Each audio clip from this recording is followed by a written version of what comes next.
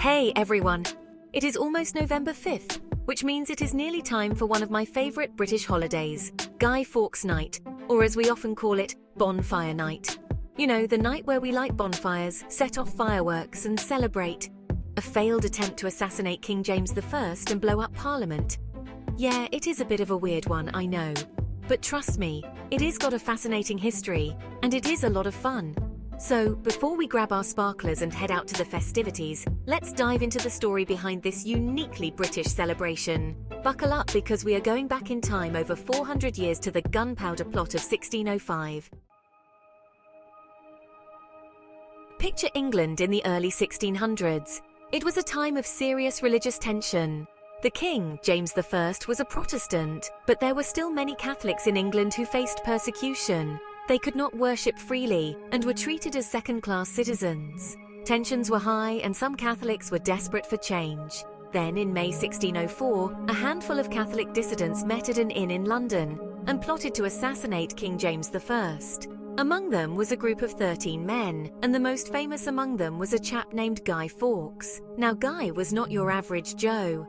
He was a soldier of fortune who had fought for the Spanish against the Protestant Dutch. He was also deeply devout and believed that something drastic needed to be done to help his fellow Catholics.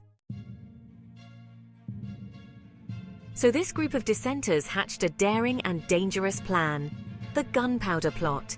Their leader, Robert Catesby, was the one who initially proposed the plot. Their aim? To blow up the House of Lords along with King James I during the state opening of Parliament. Why? Because King James I, the Lords, and all the important members of government would be present. It was a bold and incredibly risky move, and they hoped it would pave the way for a new Catholic ruler. Now you might be wondering, how on earth do you even begin to blow up Parliament? Well, they managed to stash a whopping 36 barrels of gunpowder in a cellar right beneath the House of Lords. Can you imagine the logistical nightmare? They even covered the gunpowder with firewood and coal to make it look like a totally innocent pile of fuel. Sneaky, right? The plan was set, the date was approaching, and tension was thicker than a double-stuffed Yorkshire pudding.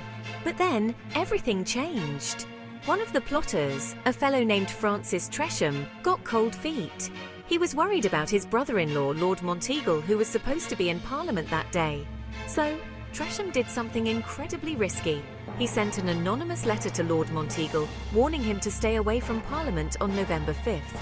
Now, we do not know exactly what was in the letter, but it was enough to raise serious suspicions. The jig is up! Lord Monteagle, understandably freaked out, showed the letter to the authorities. The King's men immediately launched an investigation. They searched the Houses of Parliament, and guess what they found in the cellar? That's right, Guy Fawkes, guarding the giant stash of gunpowder, busted. Fawkes was arrested and interrogated. He was tortured for days until he finally confessed and gave up the names of his co-conspirators. The game was up. The Price of Treason. The failed gunpowder plot had huge consequences. The government cracked down hard on Catholics, introducing new laws that restricted their freedoms even further. As for the plotters, well, let's just say they did not get a slap on the wrist. They were found guilty of treason and met a gruesome end. They were hanged, drawn and quartered. Not a pleasant way to go. The gunpowder plot sent shockwaves through England.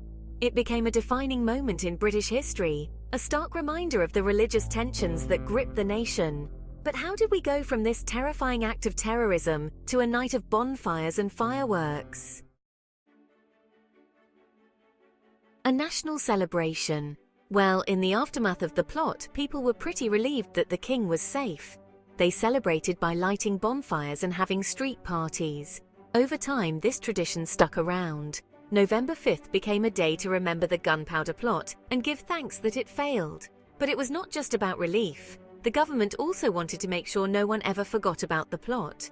They made November 5th a national holiday, and even passed a law requiring people to give thanks for the king's deliverance every year.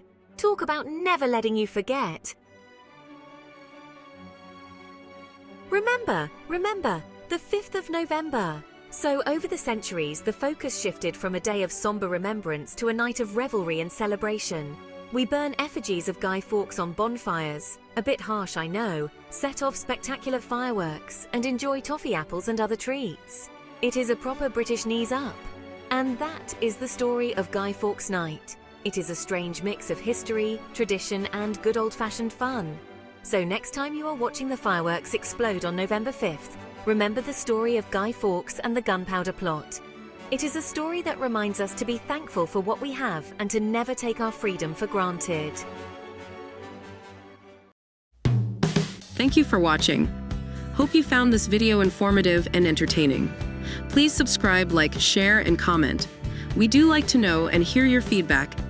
And if you have the means, please consider supporting us on Patreon, where you can get early access to our videos and where we post bonus material. Till next time, this is Geeky Tidbits saying cheers and have a good day.